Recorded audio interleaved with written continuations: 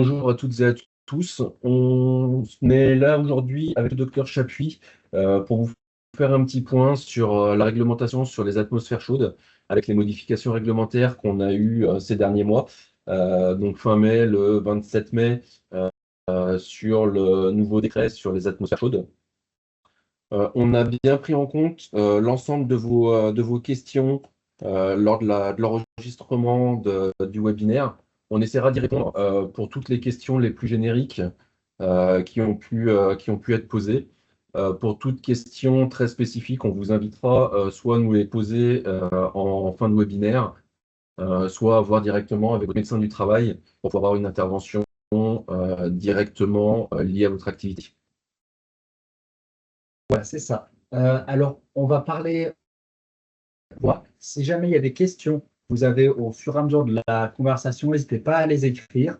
Nous, elles nous seront diffusées. On essaiera d'y répondre soit tout de suite, soit en fin de présentation. Alors, en plus, cette présentation tombe bien. On a eu un épisode de canicule là récemment, mais ça s'adresse aussi à vos salariés qui peuvent travailler dans des ambiances chaudes. Et on pense en particulier, on le répétera, aux verreries, aux fonderies ou à plein d'autres secteurs où on travaille à la chaleur, même quand il n'y a pas de canicule. L'idée, c'est de dire, voilà, la chaleur est là, euh, qu'est-ce qu'on peut faire au niveau de vos salariés pour essayer de limiter les risques et essayer de cibler les risques auxquels ils peuvent être exposés. Donc, on démarre par une petite définition. Euh, Qu'est-ce qu'un environnement de travail chaud? Justement, il y a l'ambiance naturelle, donc c'est tout ce qui est conditions climatiques, c'est assez facile d'y penser justement en ce moment avec la canicule. Donc, ça va être vos salariés qui travaillent en extérieur. Et puis, il ne faut pas oublier également l'ambiance artificielle avec les fonderies, les cuisines, la verrerie, etc. Euh, j'ai vu qu'il y a un d'entre vous qui travaille dans une crèche. Nous, on a eu des remontées de crèche où il y avait 35 degrés, par exemple. Donc, c'est des questions dont vous pouvez vous poser. Qu'est-ce qu'on peut faire à ce moment-là? Euh, on a mis juste après les facteurs aggravants. C'est-à-dire que la température, elle est là, mais il y a des choses qui peuvent aggraver cette température. C'est tout ce qui est effort physique, que ce soit en intérieur ou en extérieur. Ça va être les surfaces. Effectivement, les surfaces chaudes, les surfaces noires qui vont réverbérer la chaleur, payée ou qu'il n'y ait pas de protection. La tenue vestimentaire, évidemment, si vous avez un équipement chaud alors vous travaillez à la chaleur, je pense en particulier, enfin moi je pense en particulier aux fonderies, où pour éviter le risque de brûler, en plus avoir un équipement plutôt chaud. Et puis il y a tout ce qui va être santé, c'est-à-dire le manque d'acclimatation à la chaleur, les mauvaises conditions physiques, l'état de santé des salariés, etc. Pour continuer, on va faire un petit contexte réglementaire. Comme je l'ai pu vous dire en introduction, on a eu un arrêté et un décret qui ont été publiés le 27 mai 2025. Euh, L'arrêté, quant à lui, du 27 mai 2025, donne principalement les niveaux de vigilance pour la canicule. Donc, on vous a mis le lien qu'on va ouvrir pour pouvoir vous montrer à ce niveau-là. Sur ce lien, vous choisissez donc votre département, la Loire, et dedans, vous allez avoir tous les niveaux de vigilance pour le jour J et pour le lendemain. Donc, c'est dommage, là, c'est moins représentatif que si on l'avait fait la semaine dernière. Vous avez aussi la description heure par heure du niveau de vigilance. C'est un outil qui doit pouvoir vous permettre d'anticiper justement votre organisation professionnelle pour limiter les risques d'exposition à la chaleur. Donc à ce niveau-là, vous aurez les 4 niveaux d'alerte, alerte verte, jaune, orange et rouge, pour pouvoir déterminer votre plan d'action. Dans un deuxième temps, enfin sur l'arrêté, du coup, c'est la principale information qu'on va avoir. Dans le décret, quant à lui, on va avoir le fait de marquer noir sur blanc l'obligation d'évaluation des risques et de l'intégration des URP sur tout ce qui est atmosphère chaude. On avait déjà l'obligation de l'intégrer de façon induite au niveau du document d'évaluation des risques professionnels, comme tous les risques professionnels, mais là, on va devoir le mettre en parallèle aux autres risques. Donc, on y viendra après sur ce point-là dans la présentation, où on pourra voir qu'il faudra déterminer le risque prioritaire et mettre en adéquation, du coup, les actions. Le décret va aussi nous donner les 8 mesures de prévention factuelles. Donc, ces 8 mesures de prévention, sont les suivantes. La première, la mise en œuvre de procédés de travail ne nécessitant pas d'exposition à la chaleur ou nécessitant une moindre exposition. Ça va être l'analyse du procédé en lui-même. Bien entendu, sur une verrerie, comme disait le docteur Chapuis tout à l'heure, on ne va pas demander de ne plus avoir de chaleur. Ce n'est pas possible. Le but, c'est d'analyser le procédé et de mettre en œuvre toutes les possibilités à ce niveau-là, soit sur le procédé, soit sur un aménagement de poste. L'aménagement de poste, c'est la deuxième mesure de prévention qui est donnée par le décret. L'aménagement de poste qui va passer par des aménagements techniques. Il viendra par la suite des aménagements de pays ou des aménagements organisationnels. L'adaptation et l'organisation du travail, notamment des horaires de travail, j'insiste dessus, puisque c'est un des facteurs principaux qu'on peut mettre en œuvre en période de canicule. Ça va être l'organisation des horaires de travail, d'où l'intérêt d'utiliser correctement le lien qui est donné par l'arrêté, qui nous permet de déterminer les horaires des alertes rouges principalement. Nous pouvions voir la semaine dernière que jusqu'à 9 à 10 heures du matin, on était encore en alerte orange et qu'on passait en alerte rouge entre 10 heures et 18 heures. Cette information vous permet de pouvoir organiser les horaires de travail lorsque cela est possible. Des moyens techniques pour réduire le rayonnement solaire, typiquement pour des personnes travaillant en extérieur. Il n'y a pas 50 moyens de protection pour réduire l'exposition. Donc là, ça va être tout ce qui va être moyen de se mettre à l'ombre principalement. La mise à disposition d'au moins 3 litres d'eau fraîche par jour et par salarié. J'insiste sur le fraîche qui a été mis en place, d'où l'obligation de prendre en compte comment rafraîchir ou garder l'eau fraîche pour un salarié sur sa journée de travail. Domaine d'activité qui va être très impacté à ce niveau-là, ça va être tout ce qui va être maintenance, ça va être tout ce qui va être BTP, pour laquelle il va falloir déterminer comment est-ce que je garde l'eau fraîche pour l'ensemble de mes salariés. Le choix d'équipement de travail approprié.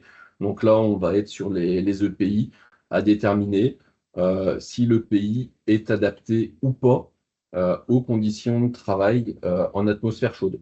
Le but, ce n'est pas de réduire la protection de l'équipement de protection par rapport à un autre risque. Le but, c'est de déterminer le bon EPI qui correspond à tous les risques. La fourniture d'équipements de protection individuelle, EPI, je reviens dessus parce que du coup, sur les équipements de travail appropriés, on n'était pas forcément sur les EPI, mais plus sur les équipements fournis pour réaliser le travail. Donc, ça va être les deux à mettre en parallèle et la sensibilisation des salariés. Quoi qu'il arrive, ce dernier point sera toujours obligatoire sur comment sensibiliser ces salariés. Alors maintenant, on va faire un petit focus sur les risques que le travail à la chaleur peut induire sur vos salariés, déjà pour que vous les ayez en tête, et puis peut-être pour que vous puissiez sensibiliser vos salariés, sensibiliser les encadrants aussi, et puis les reconnaître également pour vous-même, si jamais ça devait arriver. Les premiers sont des signes qui arrivent justement sur des expositions à la chaleur de façon assez faible. C'est les premiers qui arrivent. Ça peut être tout bêtement des maux de tête. Alors, c'est pas spécifique, mais ça commence par des maux de tête. Il peut aussi y avoir tout ce qui va être rougeur, une transpiration qui s'intensifie et qui ne baisse pas immédiatement quand on retourne à une ambiance plus fraîche. Si jamais ça devait arriver, la transpiration continue ça peut continuer facilement pendant 10 minutes quand on a vraiment pris ce qu'on appelle un coup de chaud. Après, il peut y avoir des crampes. Au niveau musculature, le fait d'être exposé à une chaleur trop importante, ça contracte les muscles. Et sur une mauvaise hydratation, c'est pour ça que la manque d'hydratation, les gens qui ont déjà tendance à faire des crampes habituellement, on leur conseille de boire plus régulièrement. Et c'est encore plus vrai quand les salariés sont exposés à la chaleur. La déshydratation, alors ça, il y a plusieurs signes cliniques qui peuvent apparaître là-dessus. Ça peut être la bouche sèche, un petit peu pâteuse. Ça peut être également les yeux qui peuvent finir par être secs.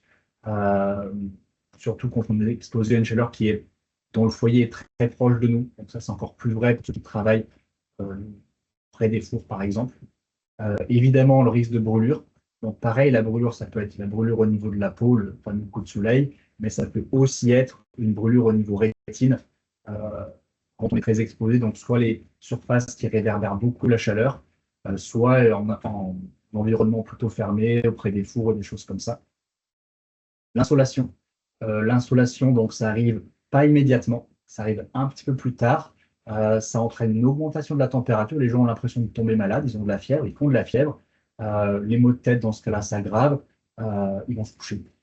Ils vont se coucher. Donc, s'il y a ça qui arrivait à vos salariés, par exemple, qui présentaient ça, il faudrait le sortir, le mettre dans une infirmerie si vous avez ça ou un local un peu à disposition, parce que c'est pas impossible qu'il soit à 39, à 40 de température. Et le coup de chaleur, le stade le plus grave, au niveau de l'hyperthermie fonctionnelle, c'est vraiment une urgence vitale. C'est le salarié qui monte à plus de 40 de température. Et là, il peut y avoir des organes qui commencent à mal fonctionner. Donc, c'est un cas extrême, évidemment, mais là c'est les urgences qui peuvent le prendre en charge. Il y a aussi des conséquences indirectes qui peuvent avoir lieu au niveau de la vigilance, au niveau de la lucidité par rapport à leur poste de travail. Euh, Effectivement, on voit au niveau des statistiques qu'il y a une hausse des accidents qui est réelle hein, quand on travaille dans des ambiances chaudes. Donc ça, c'est plutôt fait effectivement. Les statistiques ont été faites sur les gens qui travaillent dehors, donc au secteur BTP ou en toiture, etc. Les agents des travaux publics aussi. Euh, et effectivement, heureusement, il n'y a pas à chaque fois d'accident, mais il y a une augmentation du risque d'accident, une augmentation de presque accident également. Euh, et puis, je l'ai mis en dernier, évidemment, c'est très connu, mais l'exposition aux ultraviolets solaires augmente le risque de cancer cutané sur le long terme. En ce qui concerne les obligations de l'employeur, donc j'ai repris le Code du travail, hein, c'est l'article L4121-1, L4521-5. Donc, qu'est-ce que ça dit? Ça dit que l'employeur doit protéger la santé et la sécurité de tous les travailleurs, qu'ils soient permanents et également les temporaires, donc les intérimaires en particulier. Il doit évaluer et prévenir les risques liés à la chaleur. Et c'est ce que disait mon collègue tout à l'heure, ces risques doivent être vraiment intégrés et évalués au sein du DURP. En ce qui concerne l'aménagement des postes de travail, l'objectif, c'est de faire en sorte que les salariés puissent être protégés dans la mesure du possible, toujours comme ça évidemment, contre les conditions atmosphériques, soleil, rayonnement, là ça concerne tout ce qui est source de chaleur extérieure, et également les sources de chaleur intérieure, que ce soit les fours, les fourneaux, les baies vitrées. À ne pas sous-estimer un poste de travail de bureau, on pourrait se dire que tout va bien, qui serait mal, l'ergonomie n'aurait pas forcément été mal faite, trop près d'une baie vitrée, en plein sud par exemple. Il peut y avoir des risques liés à la chaleur, des choses aussi simples que ça, donc il ne faut pas le sous-estimer. La première étape, du coup, afin de répondre à la réglementation et de pouvoir évaluer ces risques pour votre document unique d'évaluation des risques professionnels, va être de se protéger en amont.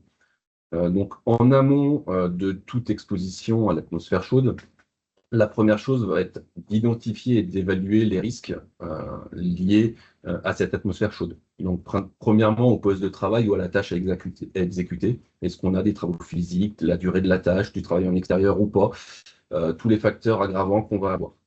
Deuxièmement, tout ce qui va être organisationnel. Quels sont les horaires de travail, les temps de pause, les rotations du personnel.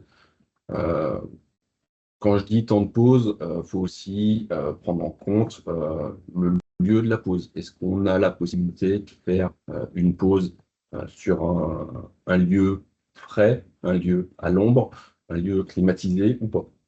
Je reprends l'exemple qu'on donne couramment sur des atmosphères chaudes, du travail en extérieur, que ce soit en toiture, en BTP ou autre. Si les pauses se font au soleil et qu'on a juste l'arrêt de l'effort physique, c'est pas une organisation adaptée en termes de prévention des risques. Et l'aménagement des locaux, est-ce qu'on a la climatisation, une aération, l'accès à des boissons fraîches? La climatisation va être citée systématiquement dans les moyens de prévention pour les atmosphères chaudes. Ce n'est pas un élément qui est possible dans tous les domaines d'activité. Ce n'est pas parce qu'on n'a pas ou qu'on ne peut pas mettre de climatisation. Il ne faut pas penser aussi à l'aménagement des locaux. Je reprends une question qui avait été posée par un des adhérents, qui est d'ailleurs présent aujourd'hui, hein, sur ces difficultés liées aux atmosphères chaudes en cuisine dès le matin. La première étape à ce niveau-là, c'est de penser à l'aménagement des locaux. Vous n'allez pas pouvoir décaler vos temps de travail, vous n'allez pas pouvoir enlever des équipements de protection individuelle s'ils sont nécessaires. Par contre, vous allez pouvoir penser à une aération, à une extraction d'air à ce niveau-là. Donc vraiment tous ces aspects-là qui sont à identifier et à réfléchir. Et ensuite de les transcrire dans votre document unique afin de mettre en place un plan d'action lié au document unique. Donc sur la définition et la mise en œuvre justement du plan d'action, on va passer sur des mesures techniques, organisationnelles et individuelles, en associant bien entendu les représentants du personnel et si besoin le service de prévention et de santé au travail. On reste à votre disposition pour vous accompagner sur la mise en œuvre de cette évaluation du risque et de pouvoir vous proposer soit une méthodologie, soit des pistes d'amélioration liées à votre évaluation du risque. J'insiste aussi sur l'organisation des secours. C'est quelque chose qui n'est très rarement mis en place, mais il est important dans votre évaluation du risque à prendre en compte cette organisation des secours en cas d'hyperthermie. Par exemple, une conduite à tenir en cas d'hyperthermie. Qu'est-ce que je fais en cas d'hyperthermie? De le factualiser pour pouvoir le mettre en place immédiatement lorsque ça se présente. Et enfin, bien entendu, en dernier lieu, d'informer les salariés des mesures de prévention définies afin qu'elles soient respectées.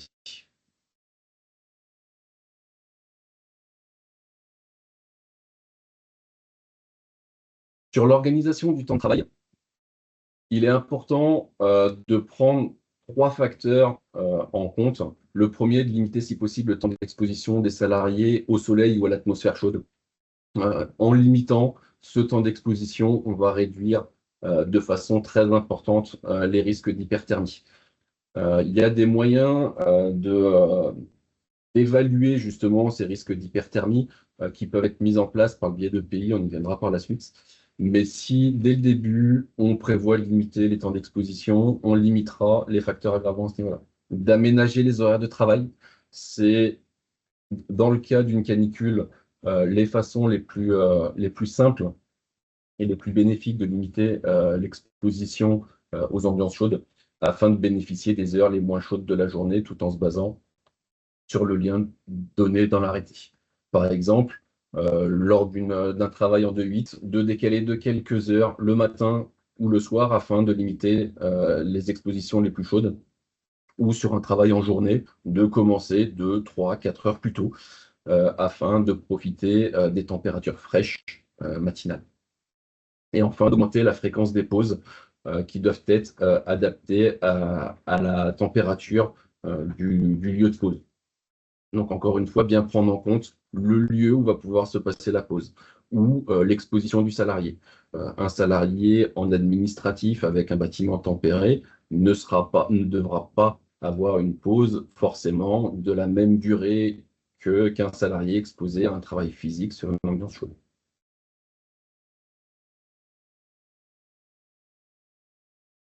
Afin d'optimiser l'organisation du travail, il est important de prendre en compte l'industrialisation de l'activité, de modifier, voire de mécaniser certaines tâches afin de limiter tout effort physique pendant cette période, d'éviter le travail isolé, bien que le risque lié à un travailleur isolé doit être analysé, qu'on peut suivre par la mise en place d'un dispositif type DATI. On aura des retards d'intervention sur un travailleur isolé. Donc, dans un premier temps, vraiment éviter cette exposition. de permettre aux salariés d'adapter leur rythme de travail par rapport à l'exposition. On n'aura pas forcément le même rendement sur un travail physique lors d'une atmosphère chaude. Donc, à prendre en compte dans votre évaluation du risque que les cadences imposées, je prends l'exemple du travail à la chaîne, où on va avoir une cadence imposée par la machine, ne pourra pas, dans certains cas, être similaire à une atmosphère thermique classique, et de limiter ou de reporter autant que possible le travail physique. Là, encore une fois, dans l'organisation du temps de travail, d'optimiser, si possible, les heures les moins chaudes pour réaliser ces travails physiques. Encore une fois, toutes ces actions-là doivent être évaluées et faites tant que possible. À l'impossible, nul n'est tenu. Par contre, elles doivent être évaluées et inscrites dans votre document d'évaluation des risques professionnels. Concernant l'aménagement des postes de travail, on a eu pas mal de questions sur ces points-là. Donc oui, la première chose va être de penser aux adaptations techniques afin de limiter l'exposition professionnelle. Je vais prendre un exemple qui me paraît le plus pertinent par rapport au nombre de questions et au secteur d'activité qui nous a été posé. Donc, on a eu beaucoup de questions d'entreprises de métallurgie avec l'utilisation de machines-outils qui émettent beaucoup de chaleur. Dans la réflexion à long terme, ce qui est important à prendre en compte, c'est sur les facteurs liés à cette exposition. Donc, la plupart du temps, on va avoir de l'air chaud qui va être fourni par les groupes froids de chaque machine. Une des solutions techniques, je dis bien une, puisque là, on va être sur des solutions techniques qui peuvent être mises dans des ateliers conséquents avec des machines relativement spécifiques, mais ça peut être la mise en place d'un groupe froid centralisé. Groupe froid centralisé qui pourrait permettre de fournir les calories pour le chauffage l'hiver et d'évacuer les calories vers l'extérieur afin de limiter l'exposition professionnelle des salariés dans l'atelier sur les périodes estivales et encore plus sur les périodes de canicule. De recourir à la climatisation quand c'est possible, dans les bâtiments, mais également dans des postes de travail spécifiques, comme les engins de chantier, par exemple. Bien prendre en compte tous les travailleurs à l'extérieur, les commerciaux, les, les métiers du BTP, typiquement les conducteurs d'engins, etc. Et veiller à ce que l'utilisation des aides mécaniques à la manutention soit généralisée et utilisée encore plus que sur le reste de l'année. L'utilisation de ces aides mécaniques doivent être obligatoires.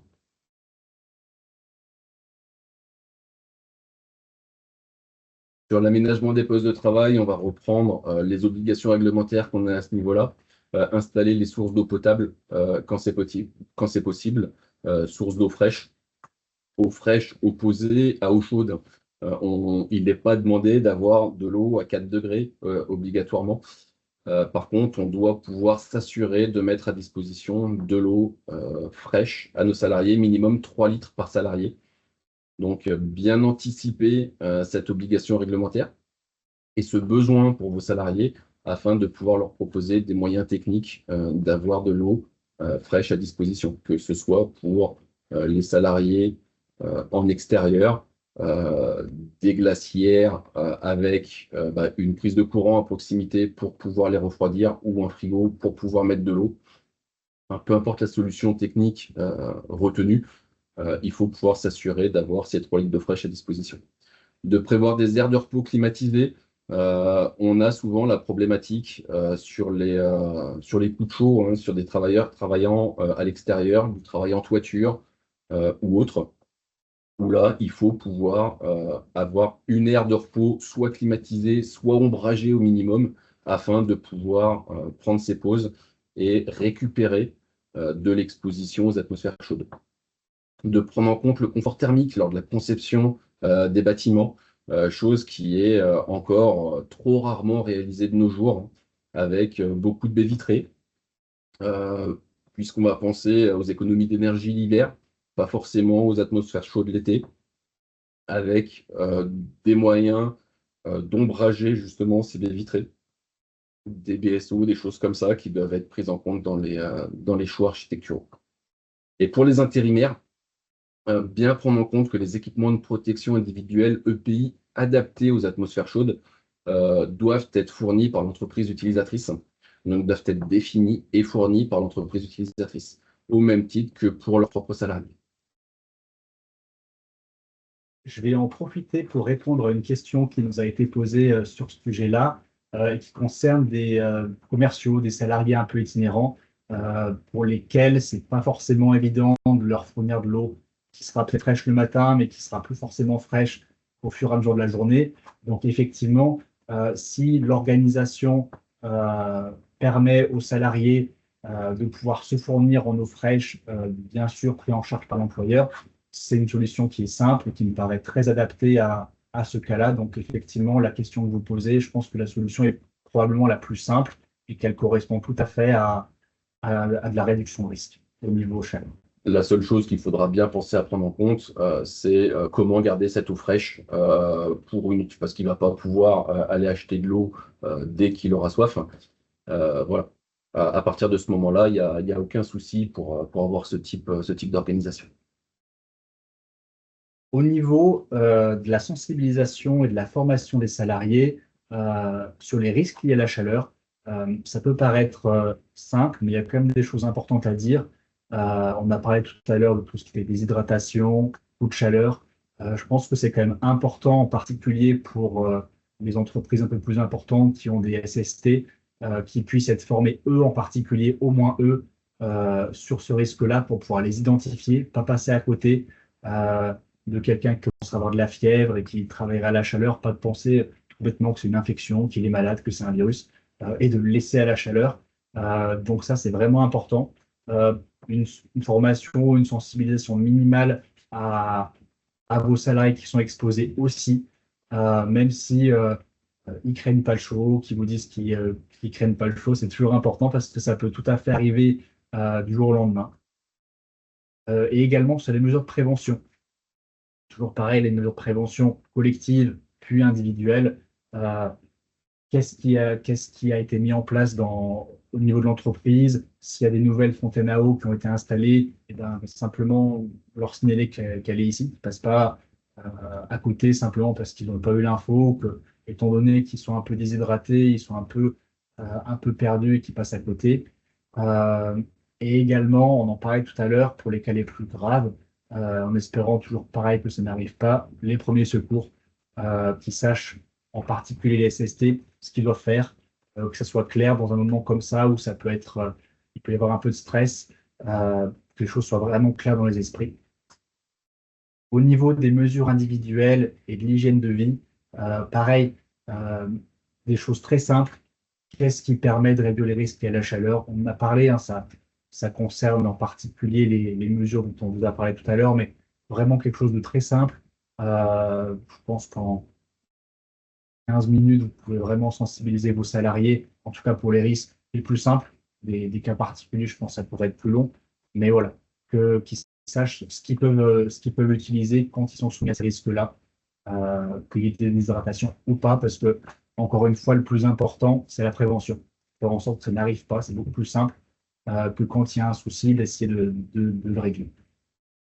Et des petits conseils au niveau de ce que vous conseillez à vos salariés, en tout cas, les inciter à faire quand c'est possible. Encore une fois, je dis bien quand c'est possible, des vêtements amples euh, où la transpiration n'est pas bloquée, où il y a moins d'irritation parce que vous savez que alors, je ne sais pas tous les salariés, mais chaleur plus frottement, transpiration plus frottement, ça peut entraîner chez certains salariés de l'irritation avec des plaques rouges, des choses comme ça qui rendent ça inconfortable. Si possible de couleur claire, parce que vous savez que les couleurs claires, ça favorise l'évaporation également de la sueur et puis moins de réverbération au niveau des sources de chaleur. Et évidemment, se protéger la tête en particulier, donc une casquette, un casque, en fonction de votre activité. Les yeux, évidemment, donc lunettes de soleil, c'est le cas le plus classique, mais il peut y avoir des choses adaptées en milieu intérieur également, hein. Je pense à des expositions à des fours, encore une fois, il peut y avoir des EPI vraiment adaptés à cette source de luminosité en intérieur.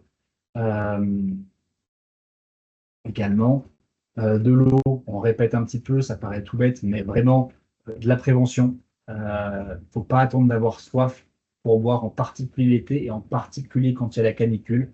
Euh, J'attire votre attention sur les salariés peut-être les plus âgés.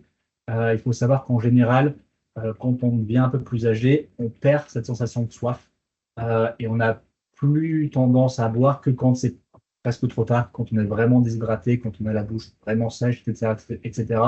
Et c'est là où les problèmes peuvent arriver.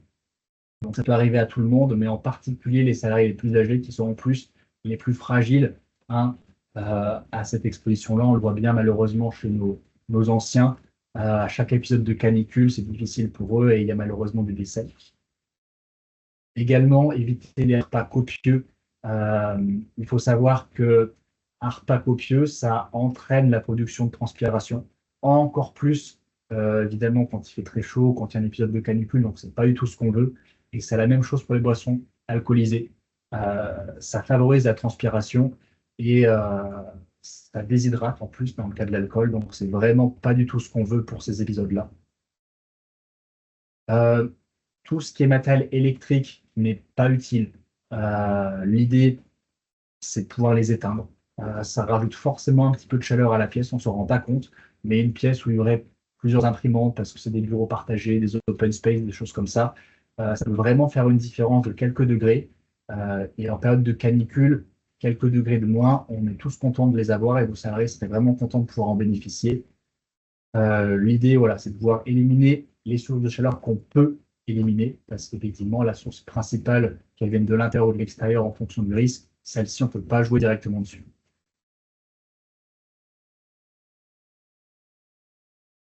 Au niveau des ressources, des autres ressources et de l'accompagnement dont vous pouvez bénéficier, évidemment, ce qu'on disait en préambule, le service de santé et de prévention au travail, si vous avez un cas particulier, alors on essaiera de répondre à d'autres questions peut-être à la fin de cette présentation, mais si vous avez des cas un peu plus techniques, un peu plus particuliers, il faut vraiment vous rapprocher de votre médecin du travail. Il y a des choses qu'on peut mettre en place, on peut faire des études de poste directement sur place pour essayer de se creuser la tête, de trouver des solutions, pardon, vraiment adaptées à votre problématique. On a mis aussi d'autres acteurs importants comme la CARSAT, comme la plateforme conseiller entreprise, qui dépend du service public, et le numéro vert canicule. Donc, je ne vous donne pas le numéro, mais ça peut être des choses aussi importantes à connaître. Et puis des ressources utiles en ligne, le site de l'INRS sur le travail à la chaleur, l'inrs.fr, ils ont vraiment fait une plaquette sur le travail à la chaleur qui est plutôt bien faite, qui reprend beaucoup de choses qu'on a dites, qui développe sur d'autres d'autres aspects, donc ça peut être très complémentaire. Sur le risque des ultraviolets dont je parlais tout à l'heure, il y a l'Institut national du cancer qui a fait aussi des plaquettes là-dessus, donc sur ucancer.fr, en particulier sur les travailleurs exposés depuis de longues années. C'est vraiment un risque qui apparaît sur le long terme, mais dont on peut faire de la prévention tout de suite pour éviter un risque dans quelques années. Et le portail Cancer Environnement, pour un petit peu les mêmes raisons, qui est très complémentaire avec l'Institut national du cancer. Il faut savoir que là-dessus, il y a une veille quotidienne qui est disponible, quel que soit le département, sur le site de Vigilance Météo France concernant plutôt les canicules. Donc là, on est vraiment sur l'exposition à la chaleur extérieure. Donc si ça concerne vos salariés, n'hésitez pas à y jeter un œil également. Donc, pour conclure, le travail à la chaleur, systématiquement, va être synonyme de risque réel, mais évitable. On sait qu'il y a, comme l'a dit le docteur Chapuis en début de présentation, un pourcentage relativement important, un facteur aggravant relativement important lié au travail à la chaleur en cas d'accident de travail. Donc, premièrement, la première des choses à mettre en place est une prévention collective, des horaires, des pauses, de la ventilation, des aménagements techniques. Quand j'entends aménagement technique, je vais en profiter, vu un des adhérents qui participe aujourd'hui au webinaire. Je reprends le cas de son entreprise, hein. Bien penser aux facteurs extérieurs. Lorsqu'on a une atmosphère chaude, typiquement un atelier avec des fours par exemple, et une mezzanine avec un travail externe juste au-dessus de cette activité, bien analyser le travail qui est réalisé sur la mezzanine également et pas que celui à proximité des fours. On a souvent tendance à oublier l'exposition liée à une autre activité de l'entreprise. J'insiste sur ce fait-là d'analyser tous les postes de travail sur les atmosphères chaudes. Les préventions individuelles, les tenues adaptées, de l'hydratation, de la vigilance. La vigilance, si besoin, dans des domaines spécifiques, il existe aujourd'hui des bracelets intelligents qui permettent de détecter avant l'hyperthermie. Donc, je prends principalement le cas du BTP, puisque c'est les secteurs dans lesquels on voit de temps en temps l'utilisation de ces bracelets, les bracelets Canaria, qui peuvent être utilisés comme moyen d'alerte à ce niveau-là, pour alerter le travailleur, le salarié qui doit s'arrêter, prendre une pause, s'hydrater, dès que sa température corporelle s'élève. La sensibilisation des équipes, connaître les symptômes et les gestes d'urgence.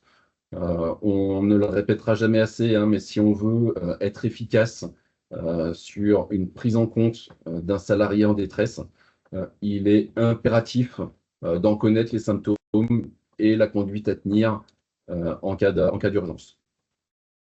Et bien entendu, une bonne anticipation protège les travailleurs et assure la continuité de l'activité.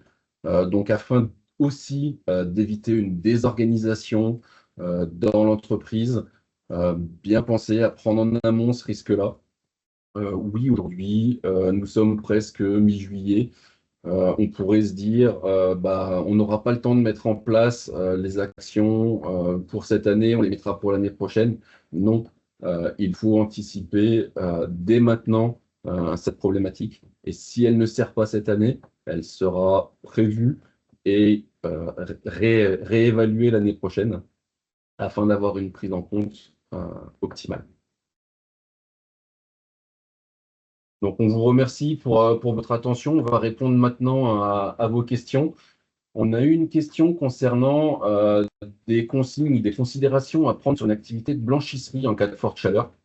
Donc, sur une blanchisserie, comme pour toute autre activité, l'aspect principal va être d'éviter l'exposition à la chaleur. On sait qu'on va avoir des expositions importantes liées aux machines, hein, au séchage, au repassage. Donc, ça va être sur des moyens techniques, comment faire pour limiter cette activité-là. Pour limiter cette activité-là, pour limiter cette chaleur-là, ça va être sur de l'extraction et donc de s'assurer que les moyens d'extraction soient efficaces. Donc, au même titre qu'on va demander des contrôles aéroliques en cas d'exposition à des poussières, à des risques chimiques, ça va être aussi de s'assurer que tous vos moyens d'extraction soient opérationnels et soient efficaces. On a une question aussi au niveau de vigilance. À partir de quel moment est-ce qu'il faut mettre en place une mesure de prévention? Je pense que la mesure de prévention, il faut la mettre en place quel que soit le niveau de vigilance, mais au niveau de vigilance, effectivement, quand le niveau de vigilance devient orange, que ce problème devienne prioritaire. Au niveau de la température obligatoire, il n'y a pas de réglementation par rapport à ça, mais il y a des recommandations qui conseillent quand même une température qui est souhaitable de ne pas dépasser à 30 degrés concernant un travail sédentaire et d'environ 28 degrés pour un travail plutôt physique. Donc ça, encore une fois, c'est une recommandation, c'est plutôt un guide pour vous, pour savoir à partir de quel moment il faut essayer de mettre en place un moyen de prévention peut-être supplémentaire quand ces températures commencent à être atteintes.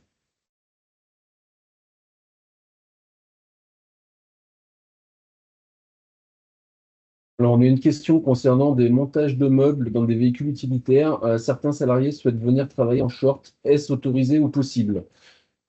Autorisé, là, ce sera une décision d'entreprise sur le code vestimentaire de l'entreprise. Rien ne l'interdit au Code du travail.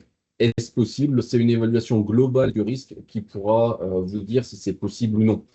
Euh, le port d'un short sur cette activité-là ne doit pas engendrer des risques de coupure, des risques chimiques induits pour l'activité.